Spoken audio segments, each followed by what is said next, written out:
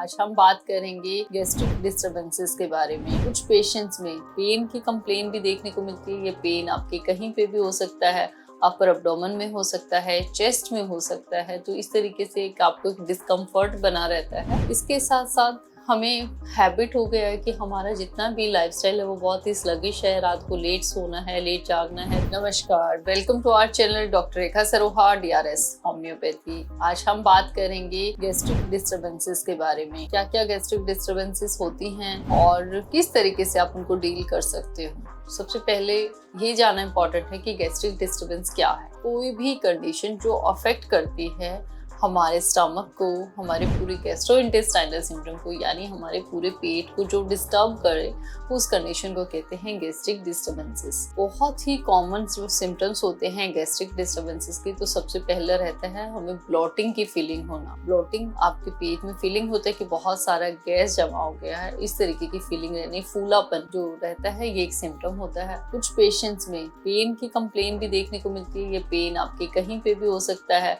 Upper abdomen में हो सकता है, चेस्ट में हो सकता है। तो इस तरीके से एक आपको एक डिस्कम्फर्ट बना रहता है। ये हाइपर एसिडिटी से हो सकता है आपको, या किसी भी अदर गैस्ट्रिक रीजन के कारण भी हो सकता है। कुछ पेशेंट्स को नोजिया या वॉमिटिंग की सेंसेशन आती है, यानी बार बार उल्टी लगने जैसा मन होता है या फिर उल्टियां लगना शुरू हो जाती हैं। लूज मोशन, डायरिया का प्रॉब्लम भी देखने को मिलता है। कई बार कुछ केसेस में वाटरी स्टूल रहता है, दिन में कई बार जाना पड़ता है, या फिर कुछ पेशेंट्स में कॉन्स्टिपेशन के भी सिम्टम देखने को मिलते हैं। गैस्ट्रिक डिस्टरबेंसेस के साथ में ये सिम्टम बहुत ही कॉमन है। इसके अलावा बेल्चिंग यानी डकार आना, अगर किसी को बहुत ज्यादा डकार आती है तो ये भी एक गैस्ट्रिक डिस्टरबेंसेस का साइन होता है। बहुत सारे लोगों में रहता है कि खाना खाने के बावजूद भी उनका वेट नहीं बढ़ता या रिपीटेडली उनका वेट गिरता जाता है। तो ये कुछ कॉमन ऐसे गैस्ट्रिक इश्यूज होते हैं जो कि कॉमनली देखने को मिलते हैं।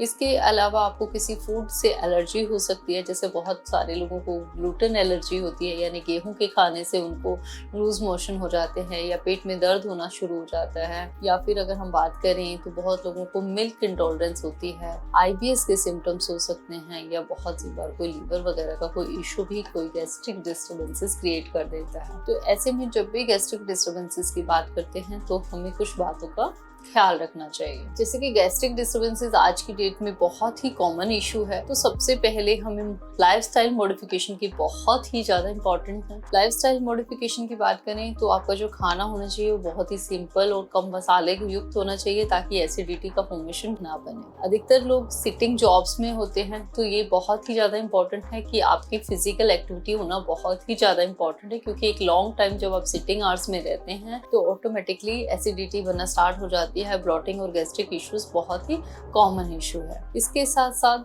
हमें हैबिट हो गया है कि हमारा जितना भी लाइफस्टाइल है वो बहुत ही स्लगिश है। रात को लेट सोना है, लेट जागना है। तो इन सब लाइफस्टाइल डिसऑर्डर्स के कारण भी गैस्ट्रिक इश्यूज बहुत डेवलप हो रहे हैं, और बहुत लोग बहुत ही ज्यादा स्पाइसी खाना लेते हैं। तो अगर आपको इनमें से कोई भी सिम्टम अगर आपको दिखाई देता है तो सबसे पहले तो आज ही अपना डाइट करेक्ट करें। एक प्योर, बैलेंस्ड और कम मसाले युक्त खाना खाएं। अगर बहुत ज्यादा दिक्कत रहती है तो आप एंटासिड्स भी ले सकते हैं, या प्रॉपरली अपने डॉक्टर से कंसल्ट करके डायग्नोज कराएं, ताकि टाइम रहते ही हम इन प्रॉब्लम्स को करेक्ट कर सके। नहीं तो ये एक लॉन्ग टर्म में ये आपके एक लाइफस्टाइल का एक पार्ट बन जाती है, और ये आपके लिए काफी पेनफुल या फिर मैं कहूँ तो बहुत ही डिस्टर्बिंग रहता है। अगर मैं बात करूँ होम्योपैथिक ट्रीटमेंट की, तो होम्योपैथी इसमें बहुत ही अच्छा रोल प्ले करती है।